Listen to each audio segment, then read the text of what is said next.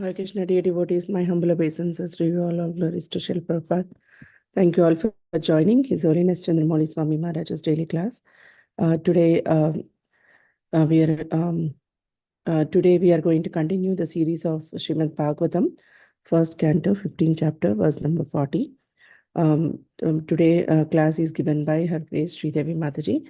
Hare Krishna Mataji, my humble obeisances to you, all glories to Srila Prabhupada. Thank you, Mataji, for your time and association for all of us. You can please take over, Mataji. Hare Krishna. Please accept my humble obeisances, dear Vaishnavas and Vaishnavis.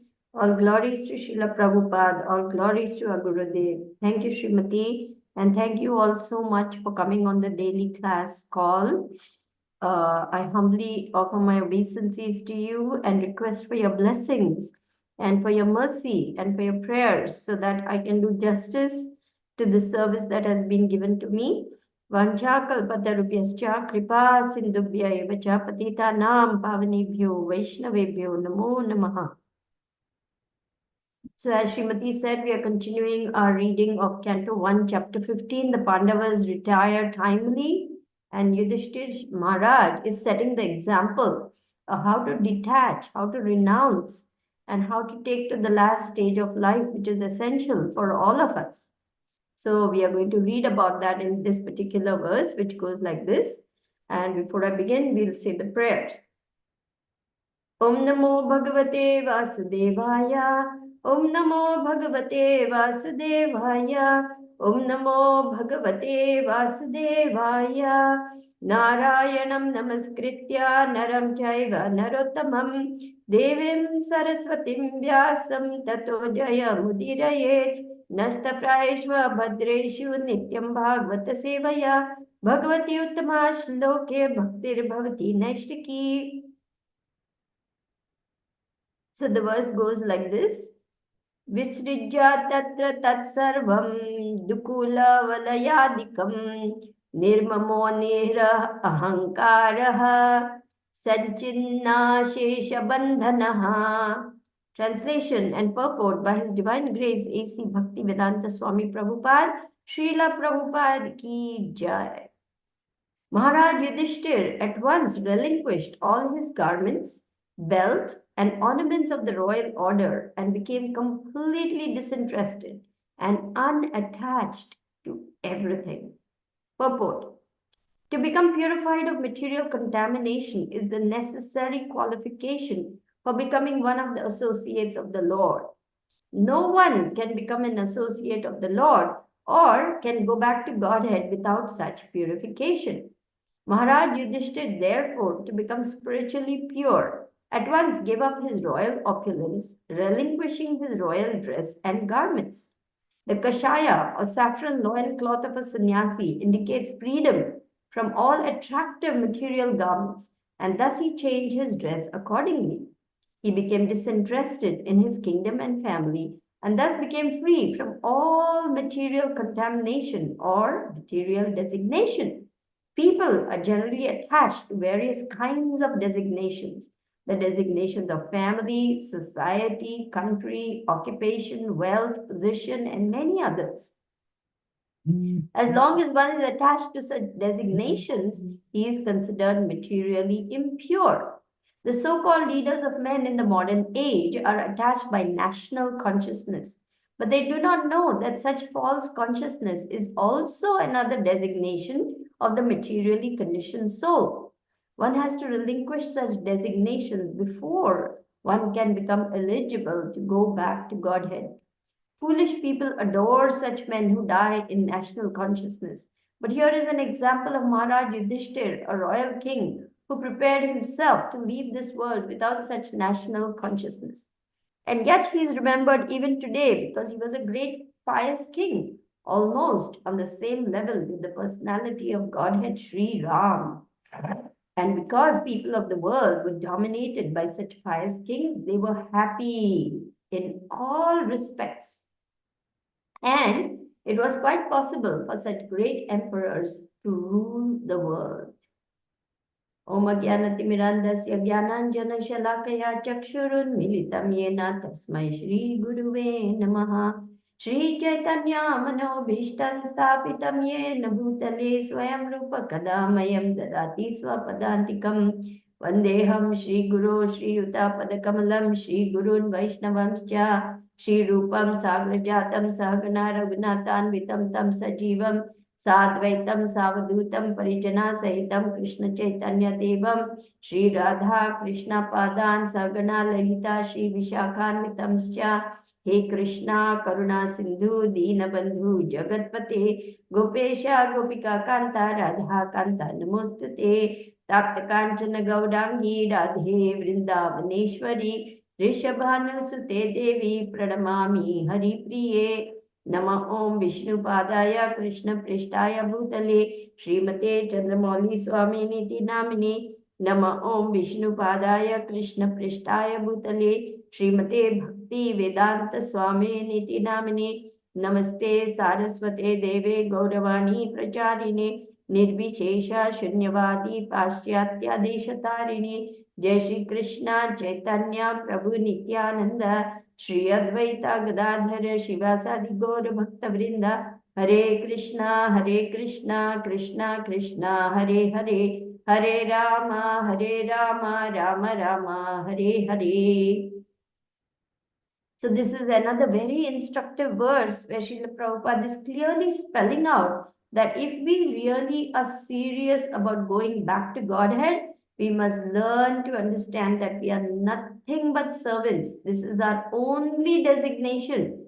Das, das, dasanudas. Gopi Bhattu Padakabalayor, das, das, dasanudas. I am not Brahmana, I am not Vaishya, I am not Shudra, I am not Grihastha, I am not Vanaprastha, I am not Sannyasi, I am simply the servant of the damsels of Raj. That's what Lord Chaitanya says. So, to reach this point is not so easy because we have been so many years, so many lifetimes in this material energy, and we have acquired one designation after another. So, see here how Maharaj Yudhishthir is showing the way. Srila Prabhupada says very clearly, no one can become an associate of the Lord or no one can go back to Godhead without such purification. That means it is essential for us to get down to the core of who we are, nothing but servants of Krishna. Sarvopadi vinir muktam tat paratvena nirvalam. Shrimati, can we go to this particular verse, which is Sarvopadi Vinirmuktam Tatparatvena Nirmalam is the first line. Rishikena Rishikesha Sevanam Bhaktir Uttama. So, in this, Srila Prabhupada clearly explains that we must be free of all designations. And then only we can understand as well as apply ourselves. It's in, you can find it in Chaitanya Charitamrita also, and okay, let me tell you where it is. Chaitanya Charitamrita Madhya Leela, chapter 19, verse 170. 19.170 Madhya Leela. Sarvopadi vinirmuktam tatparatvena nirmalam. Rishikena rishikesha sevanam bhaktir uchyate. One must become free from all kinds of material designations. And then Srila Prabhupada goes on to explain that. Bhakti or devotional service means engaging all our senses in the service of the Lord, the Supreme Personality of Godhead, the master of all the senses. When the spirit soul renders service unto the Supreme, there are two side effects. One is freed from all material designations, and one's senses are purified simply by being employed in the service of the Lord. See how wonderfully Krishna frees us and purifies us from all designations because we are engaging in his loving service. Thank you. Let's go back to the main verse. So, Maharaj Yudhishthir was a great emperor of the world. He had such royal opulence. He had beautiful palaces, beautiful wife. He had, armies. He had servants. He had horses, elephants, so many different paraphernalia that go with the royal opulence. But he at once gave up all that. Even the king, if he had to come out in public from his private quarters, from head to toe, he had to wear all the royal dress, the crown, the necklaces, the amulets, the shoulder pieces, the chest pieces, the waist belt, the different jewelry on himself. Like this, he had to wear all the royal paraphernalia because he was the king. But here he gives up everything because he is no longer interested in continuing in that role.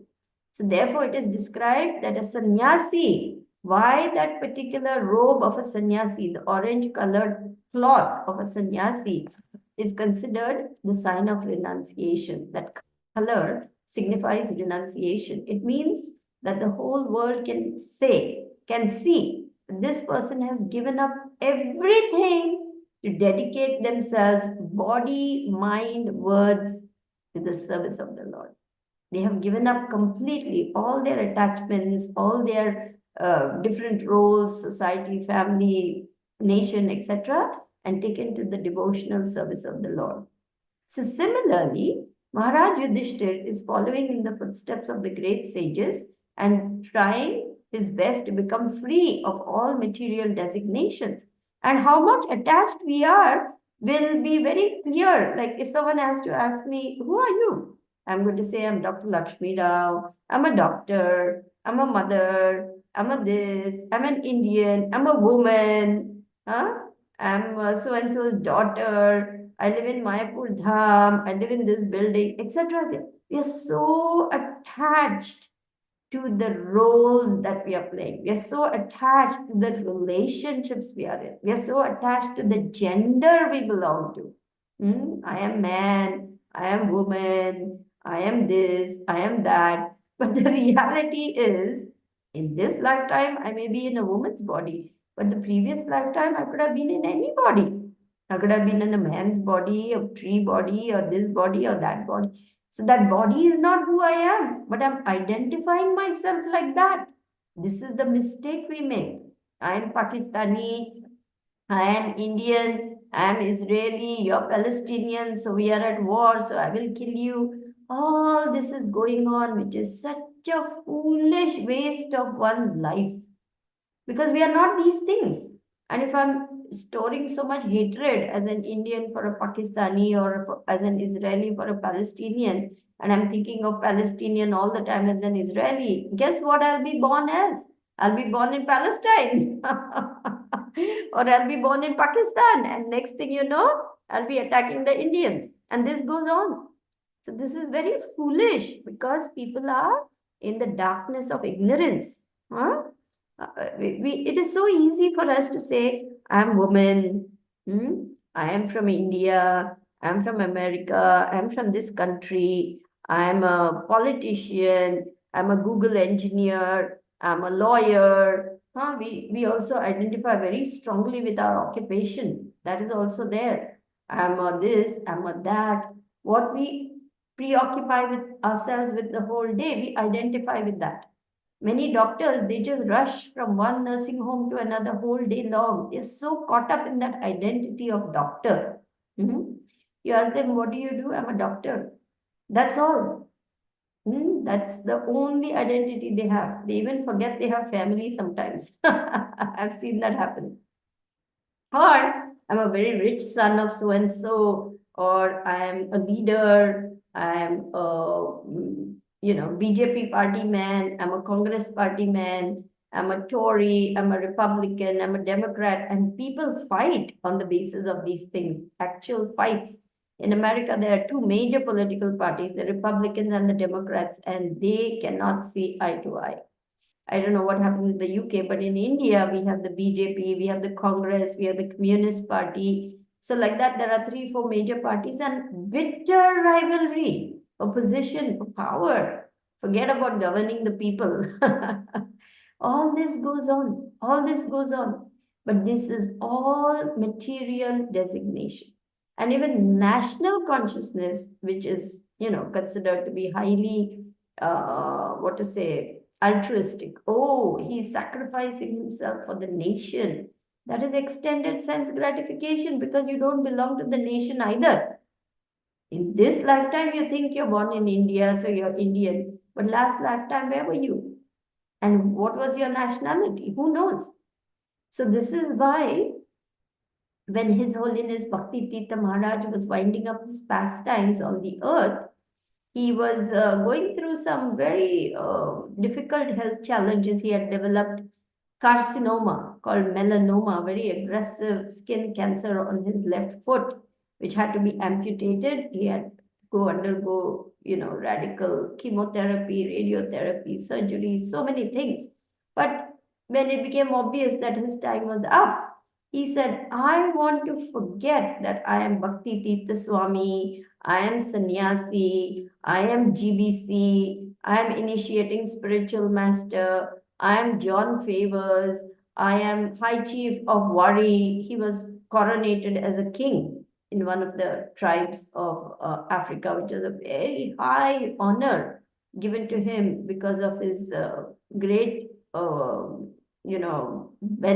munificence and benefactor role that he played for the Wari tribe in Africa. I want to forget all those things. I simply want to remember who I am. That is a servant of Radha and Krishna. And so he refused. After a point, he refused to entertain anybody other than Radhanath Maharaj. Only Radhanath Maharaj was allowed, and that too to read. They just read Chaitanya Charitamrita all the time. And Maharaj was relishing that. At one point, he said, it cannot get better than this. It cannot get better than this, because he was relishing the pastimes of the Lord so much. He was so absorbed in the Chaitanya Charitamrita and the Leelas of the Lord that even though his body was racked by pain and literally he had become like a skeleton, he was in the ecstasy of separation from Radha Krishna. When he sang, he would cry. Tears of ecstasy would pour from his eyes. Jai Jai Radha, Jai Jai Sham, Jai Jai Goloka Vrindavan. Like this, he would sing this. I remember even now. But this is the point I'm trying to make, that he completely withdrew. He didn't want any more interactions with people who will remind him of his position, or with whom he would have to again take up the role of a spiritual master or GBC or this. He wanted to simply absorb himself in his role of loving service to Radha Krishna. So they are also showing us the way. This is how one must leave the material body, completely absorbed in the pastimes of the Lord. Otherwise, one will have to again come back. See, the first two lines make it very clear that we cannot go back to Godhead without becoming completely free of all our material baggage.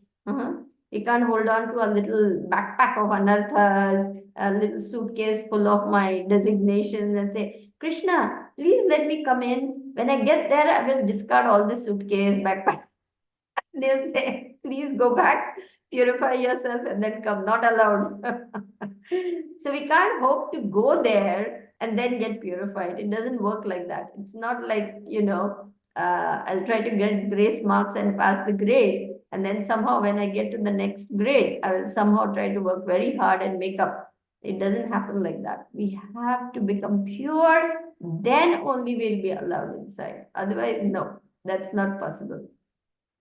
So Yudhishthir Maharaj is showing the way by making it clear that all this royal opulence he has, all this designations that he has, position that he has, glamour, prestige, power, all of it is nothing compared to having the association of Krishna.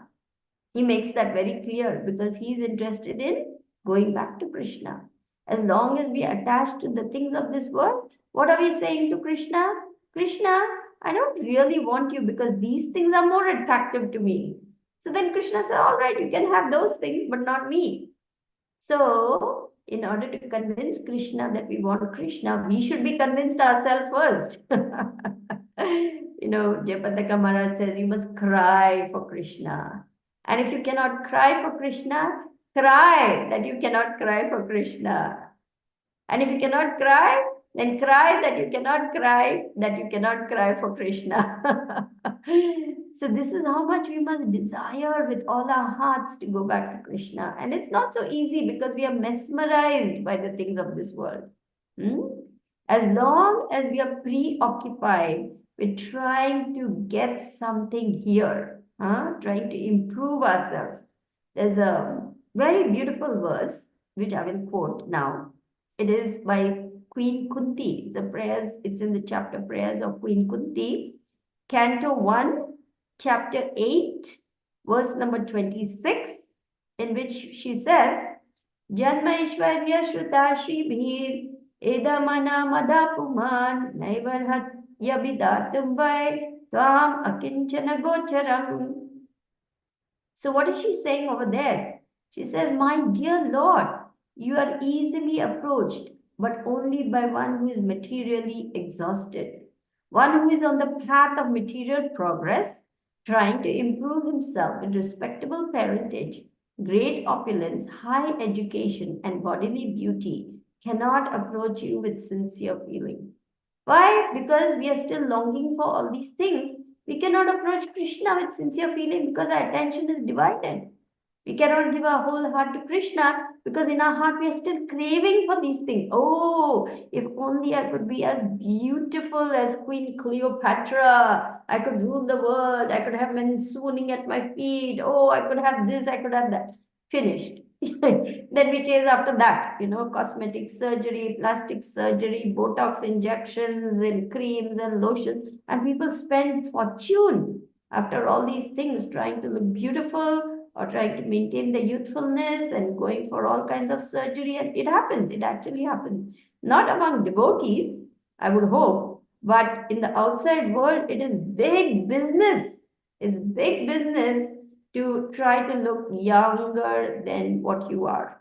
The makeup industry, the plastic surgery industry, the Botox injections industry, all this is designed just so that people can try and look younger than what they are. Nobody is fooled, but only a lot of time, energy, and money is wasted. Or high education. Oh, if I get a very high degree, if I graduate with a PhD, the topmost honor of the university, then I will command a lot of respect and I will be considered a great professor and I will be able to get that research post that I'm longing for and write papers and make presentations at seminars. I will be invited to all the world conferences. I can make presentations. Like this, if we think that this is what is going to make us happy, we will chase after that. Hmm? Or great parentage. In some countries, to belong to a royal family is considered a very highly sought after position. So people somehow or the other, by hook or by crook, they try to marry into aristocracy, or if they take birth, 7 generations removed also, and the fifth cousin of the fourth cousin of the first cousin of the, still they take great pride in saying, I belong to the house of Windsor, or I belong to the family of so and so, they claim, high parentage by way of that connection. Or I want a lot of money. I want a lot of wealth. Because once I have wealth, I'm somebody in society. I will get invited to all those exclusive parties where only the cream of society associate, and then I can make deals. I can make some good association for my business to flourish. I can be seen in all the right places. I can have my photo published in all the right magazines, and I can get somewhere. People will recognize me, and I'll be able to have great name for myself. And all these things go on, and they actually go on. As devotees, we are simple people. We don't bother about these things, but the outside world is hooked on all this stuff. And we come into Krishna consciousness with all this stuff as baggage in our kitty. So it's not so easy to get rid of these things because we are carrying them. And we must actively work on weeding out all these anarthas which prevent us from calling out very feelingly, Hey, Govinda! because we really want to call out to Krishna. As long as we have other desires, we will not be able to call out to Krishna feelingly. That is a fact. So, one has to relinquish such designations before one can become eligible to go back to Godhead. Foolish people die in such consciousness, but here's an example of Yudhishthir Maharaj, and he is remembered even today. Why? Because his rule was so wonderful that it was like Ram Rajya. The rule of Lord Ram was exemplary. People were so happy. Materially, they had everything and more. They did not suffer from anxieties, diseases, old age, death. It was really very wonderful when Lord Ram was here. And when Maharaj Yudhishthir was here, his rule was so saintly, so pious, that people were extremely happy in all respects. They had everything they needed materially, and they were trained to aim for the goal of human life, which is self-realization. So both things were there, material opulence as well as spiritual education. And this is the duty of a king. And how happy they were, I will explain to you by this particular verse. It is the verse where the cows were so happy. Let's go to 1:10:4, Canto 1, chapter 10, verse number 4, where there's a beautiful description of the reign of Maharaj Yudhishthir. The translation goes like this: 1:10:4. Yeah. During the reign of Maharaj Yudhishthir, the clouds showered all the water that people needed, and the earth produced all necessities of man in profusion. Due to its fatty milk bag and cheerful attitude, the cow used to moisten the grazing ground with milk. So land and cows, and how Yudhishthir Maharaj took care is seen over here. Let's go to the last paragraph. Because he was so saintly, there was ample rain, ample productions of grains and fruits, and the cows were so happy. Cows were so happy. Let's go little up, just a little bit up, please. Okay, here we go. It is said that cows used to moisten the pasturing land with milk because their milk bags were fatty and the animals were joyful. And then Srila Prabhupada goes on to say, what are we doing killing animals? But when the rains are there, and plenty of rains happen when the king is doing very saintly rule and pleasing the Lord, the Indradev, who's actually in charge of rains, is nothing but a servant of the Lord. Let's go to the first paragraph, please. There, this description is there. I'll read out that particular line where Srila Prabhupada explains. During the regime of Maharaj Yudhishthir, that's the third line, all over the world there were regulated rainfalls. Rainfalls are not in the control of the human being. The heavenly king Indradev is the controller of rain, and he is the servant of the Lord. When the Lord is obeyed by the king and all the people under the king's administration, there are regulated rains from the horizon, and these rains are the causes of all varieties of production on the land. Not only do regulated rains help ample production of grains and fruits, but when they combine with astronomical influences, there's ample production of valuable gemstones and pearls. See that? And Maharaj speaks of this. You've heard many times our Guru Maharaj explaining about how gems are produced when the rainfall lands on the head of elephant, a snake, and pearls in the ocean under a particular constellation called Swati. So all these things are there, and all these things are well known in the olden times, how the land yielded so much bounty. Mother Earth was so rich in giving all these things. But when there's unsaintly rule, the opposite happens. Mother Earth withholds her bounty, and rains are not there. People start suffering because the cows are not happy, the rains don't come, there is not enough grains, and all kinds of scarcity, all kinds of natural catastrophes happen because Mother Nature reacts with sinful activities of man. And then there's only unhappiness all around. So Maharaj Yudhishthir is teaching by his example how to rule and also how to give up that rule and how to renounce everything and take to the pure devotional service of the Lord in the final stage of life. Because unless we make this shift, we will still be entangled and we will have to take birth again. As the first line says of that particular purport. Let's go back to the first to our 1:15:40, please. The one which we're talking about. Yeah. No one can become an associate of the Lord or can go back to Godhead without such purification. So this is essential for all of us. And we must see where we are. Speaking of myself, I must have heard 10 million times, you're not this body. But yet if someone asks me, oh yeah, I'm a woman, I'm Indian, I'm a mother, I'm a doctor, this is how immediately all these things come to one's mind. So this is still impure state of consciousness, still preoccupied with designation. Our only designation is, I am eternal servant of Krishna. Jivera Swarupoy, Nityara Krishna Das. Das, Dasanudas. Bas, this is our only designation.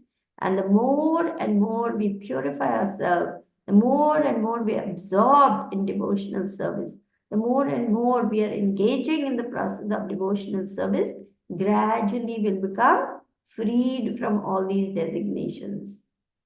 So thank you all very much for listening so nicely. We will open up for comments, questions, corrections, whatever you like. Hare Krishna. Thank you very much. Hare Krishna Mataji, thank you so much for the class.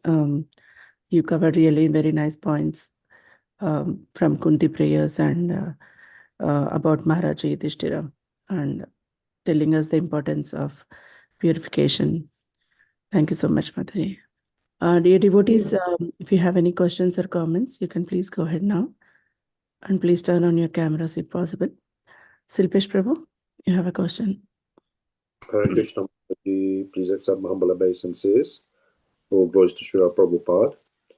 Sorry, something's gone wrong with my camera, so I can't turn it on. Please accept my humble obeisances, Silpesh Prabhu. All glories to Prabhupada, all glories to Gurudev. Thank you, Mataji. So, like today's class, we're talking about anartas, weeding out anartas and purification, and how we have to let it all go if we're going to reach Krishna. And, right now I'm being very much challenged by anxiety in the mind. And in some ways, I feel like it's a test from Krishna that, we need to just let things go. It's trivial and surrender at, Krishna's lotus feet. But, it's like you've got the war of Kurukshetra going in the mind. The mind pulls you from one side to the other side. And for a while, you have a bit of breathing space. And then I do some chanting. And it's like, while I'm chanting, the anxieties become stronger and stronger and stronger. So maybe you could just help us, to tell a little bit how we can work with all this stuff and how we can, the mind just revolves around and around and around. Yes, Prabhupada said it is natural that at times we will feel very disturbed. He said we will feel very disturbed. There will be times when we will feel very disturbed. And he said at those times, just go to one corner, sit down and take shelter of the holy name by chanting. Gradually, as muddy waters when left still become clear, so also your mind will become clear. So it's a process. It's not so easy. You're right. When we are in anxiety, that's all that predominates in our mind. Why? How did this happen? Or why did this happen? And how can I deal with it? And so on. We feel overwhelmed. But that time, taking shelter of the holy name, talking to our mentors, trying to read the scriptures and seeing everything through Shastra Chakshush, that means through the eyes of scripture. Remember that nothing is an accident. And everything that happens, there is a lesson Krishna is trying to teach us. So, we have the system of Guru, Sadhu, and Shastra for dealing with anything that comes up in life. So taking shelter of the sadhus, taking shelter of the holy name, taking shelter of the guru will relieve us of this anxiety that sometimes, attacks the mind and torments us so much that we cannot think straight, we cannot do anything. We seem to be in the grip of this uh, power over us, but little by little, we will conquer over it, because it's a practice. It's not going to happen overnight, but by constantly practicing this, one will be able to deal with such anxieties without getting overwhelmed. Thank you, Mataji. That's very helpful. We will pray for you, Shilpesh Prabhu, to Please. face this latest test and come through with flying colors. Not Please. just survive, but thrive.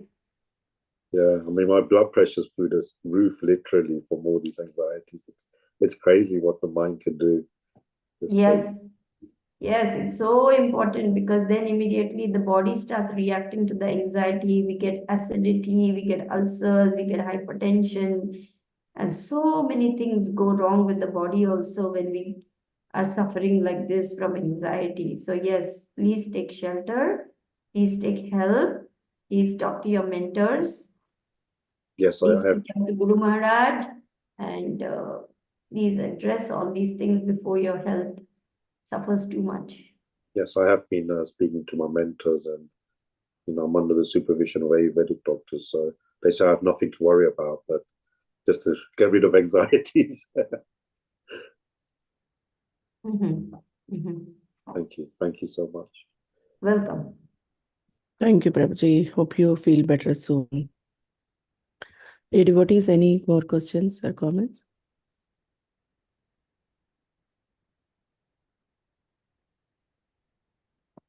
Mataji, I was thinking about this concept of materialistic people.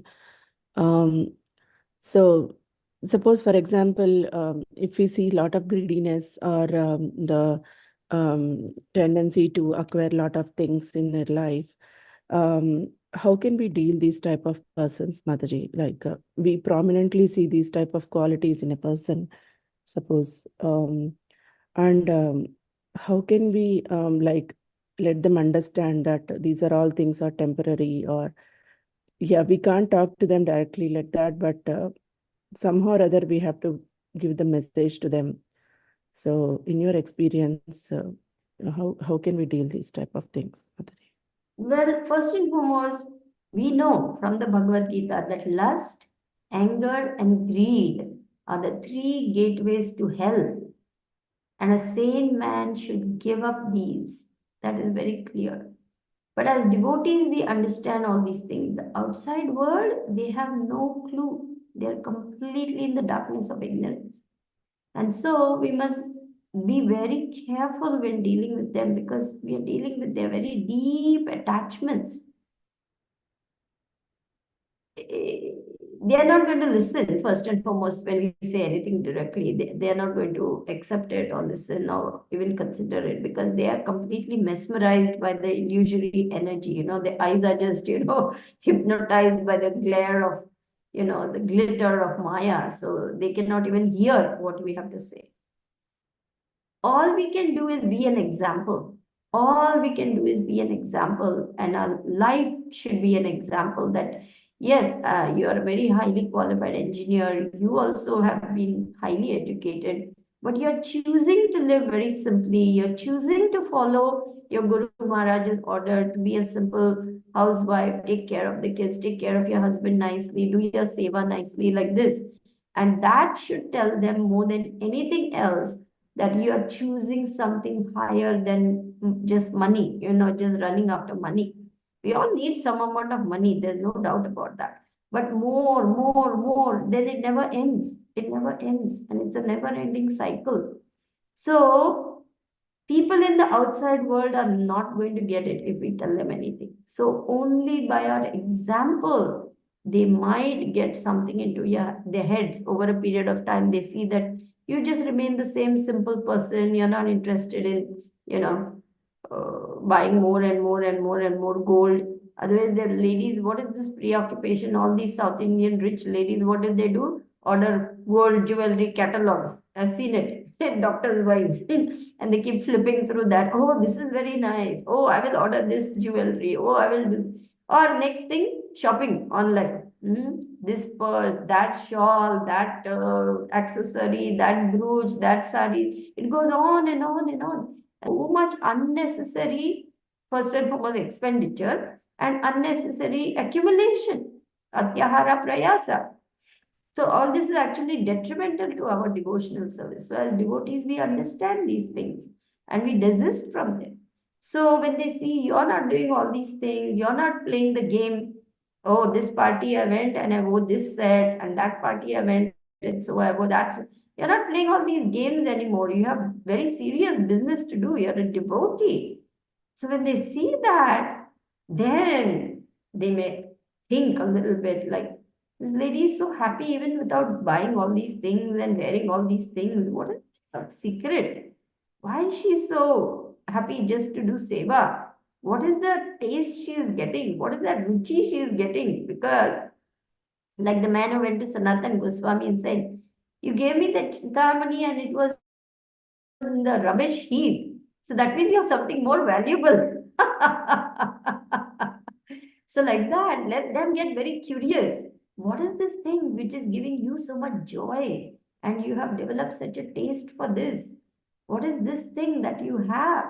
And then you can explain to them the power and the beauty and the sweetness of devotional service and loving Krishna and how wonderful Krishna is. And that's your chance to tell them about Krishna. So be patient, your time will come. Because to play that game is exhausting and it's very boring actually, and it's very frustrating. There is no happiness in it. None. And so they get very frustrated, but they don't know what to do because everybody else is playing the game, they also play the game. They go to parties even though they don't like the people because they have to be seen at the party. You see, all these things go on. Just keeping up with the Joneses, it is called. Socialite events and, doing all these things. They don't like it, they don't enjoy it, but they just do it.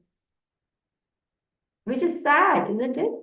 Human life, you should be able to choose better. But they are just caught in that maya. What to do? But they are not able to see directly right now. They think that whatever I am doing, that is just a waste of time. Like, and why unnecessary wasting your energy instead of going to a job and doing all those things? Why you are wasting your time in all these things?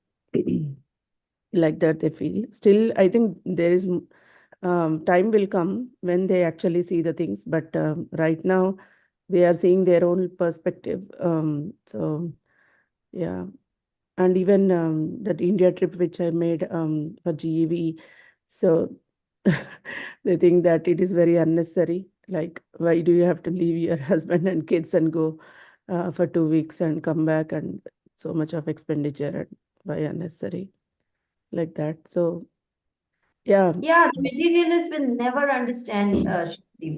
They think we are crazy. yeah, They think we are that's true. crazy. And of course, we think they are crazy. Prabhupada wrote, who is crazy? You don't even know who you are. You don't even know you're not the body. So who is really crazy? Yeah. So, yeah, it is very difficult sometimes, tell me about it. How many times I have heard this, oh my God, you're a doctor and look at you, poor thing. She's never, had a career and she never made money and she never, so many things I had to hear for so many years. Now, of course, it's all over. They've given up on me. But I was a big disappointment to the family. Failure in everything that they consider important, Could never make money, could never have a big nursing home, could never do this, never do that. Failure, failure, failure on all counts. But Krishna had another plan for my life. I didn't know it at that time. But, we know now that what is the value of what we are receiving because we are immensely benefiting from the mercy of the pure devotee. They have no idea. They have no idea of our life. They have no idea how rich we are internally. His Holiness Bhakti Tirtha Maharaj says, we have to develop a rich inner life. And that is what we have. Nobody can take away this wealth. The other wealth will come and go. Sometimes you'll be up, sometimes you'll be down, sometimes you'll be a high society girl, sometimes you'll be rejected by the same society. But the qualities we develop and the devotional service we develop, no one can take that away from us. It is eternally in our bank account. Isn't that wonderful to have something that can never be taken away?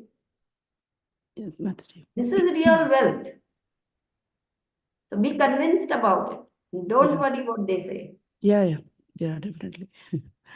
Yeah, we know what we are doing and why we are doing and what is our goal. So Right. definitely it will not distract us.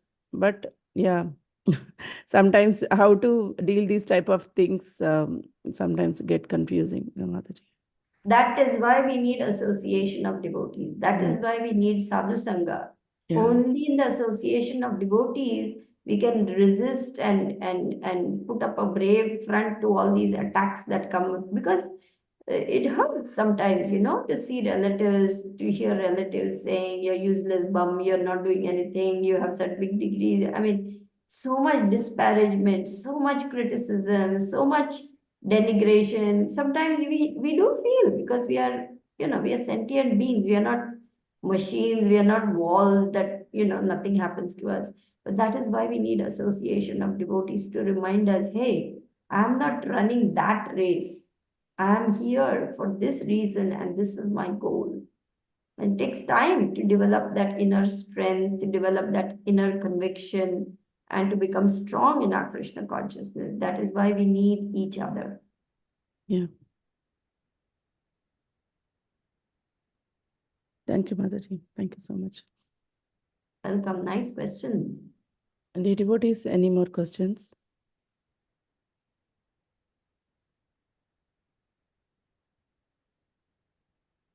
You want to see any questions, Mataji? Today is Gita Jayanti. Today is Mokshada Ekadasi in USA.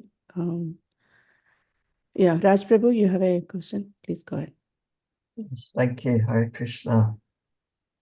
We hear so much every day. We hear continuously, day after day, week after week, year after year. We hear and we understand, at least theoretically, that we are spirit soul, that we are not this body, and yet even so many devotees are still not realized this properly. So it's a struggle to fully realize this properly, although we understand it theoretically and we repeat it and we hear it continuously. So is there an easy, quick, fast way? What's the best way to realize this theoretical knowledge that we have? If you find out, tell me about it, Raj Prabhu. Even I would like to know, because I also am struggling with this bodily designation, thinking I'm this, I'm that, and so on and so forth. Yes, it is a struggle, because even though we know it in theory, we are not self-realized yet. We are not realized our true self yet. We are still attached to material attachments and therefore material designation. We are not pure devotees. We are impure still, mixed devotees. So only by theistic conduct, scriptural study, and perseverance. Brahma says this. Where is that? I think it's the 12th canto. Let me see. Theistic conduct, perseverance in practice, and scriptural study. By these, gradually, pure devotional service is, once again, I'll tell you which verse it is, okay? And then we can ask Sridevi Srimati to pull up this verse. Oh, okay, sorry. It is Brahma Samhita 5.59. Let's go to Vedabase Sri Brahma Samhita 5.59.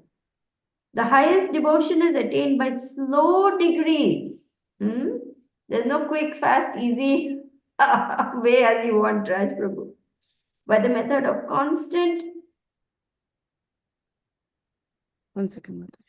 Yeah, Sri Brahma Samhita 5.559. 59 verse.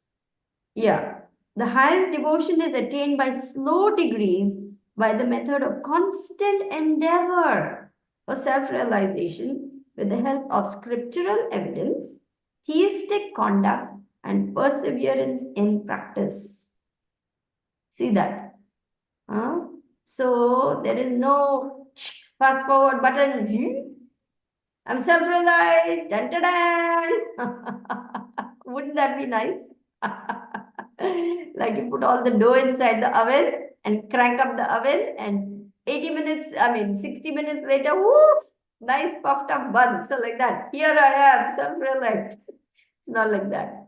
So evidence, the devotional scriptures, Srimad Bhagavatam, Vedas, Purans, Gitas, etc. Theistic conduct, that means the conduct of pious persons, sadhus, who are pure devotees, and the conduct of those persons who practice devotion to Godhead, actuated by spontaneous love. Practice to learn about the 10 basic principles, Dashamula, from the Shastras on receiving the name of Hari, as laid down in the same, embodying the name, form, quality, activity of divinity.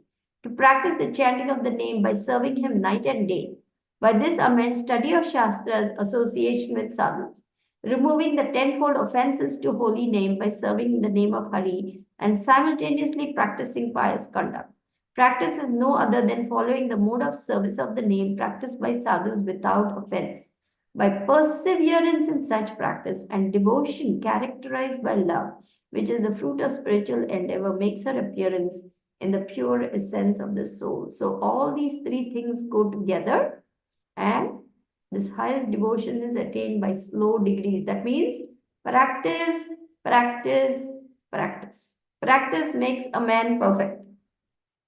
Devotional service is nothing but practice. We have to keep practicing day after day after day after day. Like that. Thank you very much, Sridevi Mataji. That said, I want to add that if you really take up the mission of the Lord and start preaching, then Krishna becomes very attracted to giving you mercy. Of course, you will suffer because he wants to really help to speed up the process. So he will give you a lot of tests and he will put you through quite a bit. But you will make more advancement than you would if you just, carried on with just your own thing, because now you're trying to do something to spread the mission of the Lord. So Guru Maharaj says, if you preach, then there is a good chance that you will, not guaranteed because Krishna is independent. It's not a guarantee, but there is a chance that you will attract more mercy from the Lord. That's what Guru Maharaj has said. Krishna takes an interest in one who is trying to preach his message.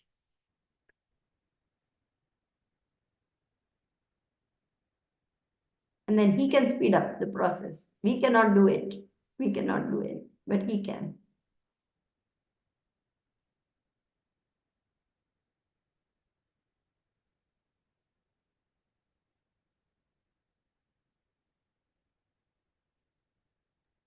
Thank you. Thank Bhakti, you. for the discussion. Thank you so much.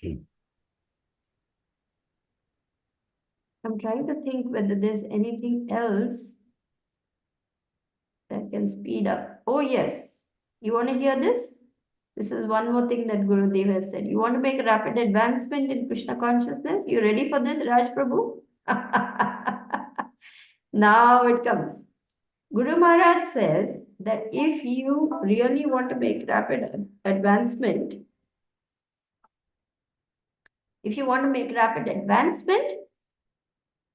chant your rounds before Mangalarti.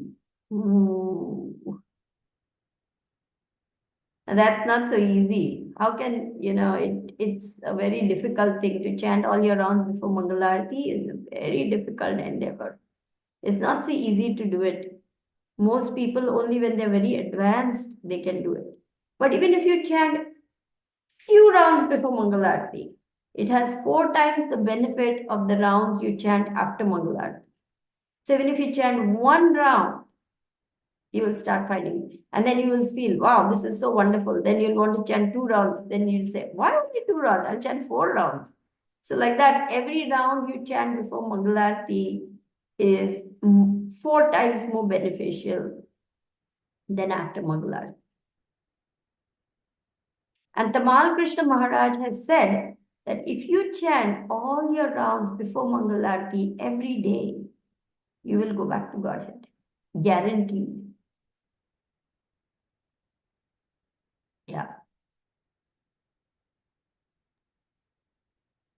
Can you repeat it again? I've missed it.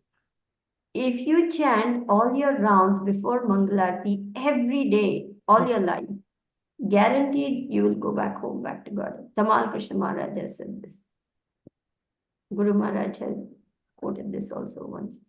Scarlet Mataji, it's not 3 in the morning. Mangalarti is at 4:30 in the morning. So if you begin, say, by 2:30, by 4:30, generally speaking, it takes about 2 hours, 2 hours, 10 minutes, 2 hours, 15 minutes, depending on your speed. And there are people who do this. All glories to them. I cannot do all that. But there are people who wake up early morning and chant their first set of 16 rounds before Mangalarti. They chant their second set during the japa period, then another third set during the morning half of the day, and another fourth set. I mean, they're all great souls, all glories to them. I'm nowhere near there, but I'm just telling you because you're asking that there are such souls who chant 64 rounds, and then their first set begins and finishes before Mangalarti. Wonderful. So can we go chant some rounds even before we go to wash in the morning, early in the morning? Yeah, there are no hard and fast rules for chanting. So you can wake up, you can just brush your teeth, wash your face, and you can chant.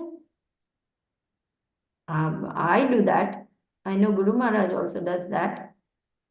He chants some rounds before he's ready to, go out and all that.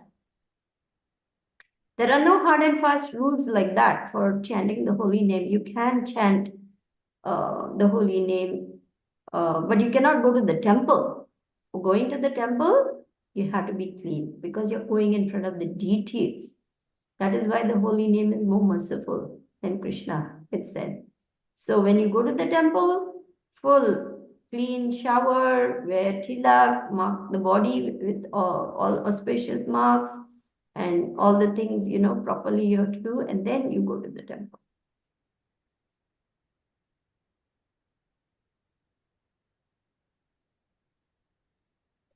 Thank you, Mataji. Thank you so much. Mm-hmm. Any more questions or comments? I don't see anything, Mataji. Anyway, we are 1 hour mark on the 1 more.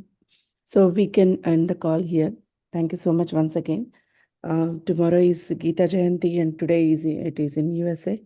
I request everyone to please read Bhagavad Gita slokas, recite them, how many chapters you can. So that is very good, I think. So a lot of conference calls are reading. Right now, Bhakti Sangha is going on. They started reading Bhagavad Gita today. So thank you all so much for joining. We'll meet you all tomorrow. Vanchakalpatarubhyascha kripasindhubhyev cha dhanam pavanebhyo vaishnavebhyo namo namaः. Srimad Bhagavatam ki jai, Srila Prabhupada ki jai, Guru Maharaj ki jai, Sridevi Mataji ki jai. Thank you, Guru Mataji. Maharaj ki jai, Srila Prabhupada ki jai, Vaishnav Sadhu Sangha ki jai. My humble obeisances to all the devotees who are so kind enough to engage me in the service of the Lord and kind enough to tolerate me. Thank you very much. Thank you, Mataji. Have a good